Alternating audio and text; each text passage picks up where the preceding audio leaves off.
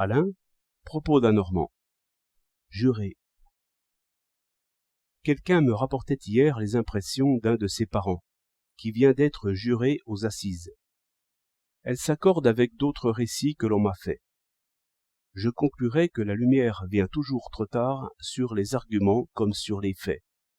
Je crois au bon sens, mais je crois aussi qu'un jugement précipité, j'entends pressé, ébloui par des jets de lumière imprévus, sommé enfin de conclure justement dans l'extrême fatigue, n'est jamais bon.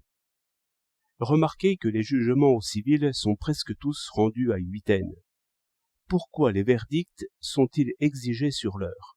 Pourquoi chacun des jurés n'a-t-il pas le loisir de lire, de consulter quelque ami, de se résumer tranquillement et à loisir toute l'affaire? On compte que, dans cette délibération finale, un juré qui sait parler et qui refait les plaidoiries a une action démesurée. Mais pourquoi? Parce que le temps les presse tous. On veut toujours qu'une preuve agisse sur l'esprit, comme un poids sur une balance. On ne dit pas assez à quel point l'esprit le plus vigoureux et le plus juste est affolé dès qu'il est surpris. Descartes attribuait toutes les erreurs du jugement à la prévention et à la précipitation. Or, contre un juré prévenu, c'est-à-dire qui aurait d'avance une opinion ferme, cas assez rare il me semble, nous avons les témoignages et les plaidoiries pour et contre. On ne peut faire mieux, après que le droit de récuser s'est exercé. Et l'on peut dire que chez les jurés, presque toujours l'esprit est ouvert de bonne foi à toutes les preuves. Mais contre la précipitation, quelle précaution avons-nous? Aucune, il me semble. Tout au contraire, le dénouement arrive d'un mouvement mécanique. J'entends bien que la défense peut s'étendre autant qu'elle voudra, comme du reste de l'accusation. Mais cela ne laisse aucun temps à la réflexion. Plus un homme parle, plus il engourdit ma réflexion. Ce ne serait pas un avocat déraisonnable que celui qui dirait « Messieurs, j'ai le droit de vous assommer encore pendant 2 heures.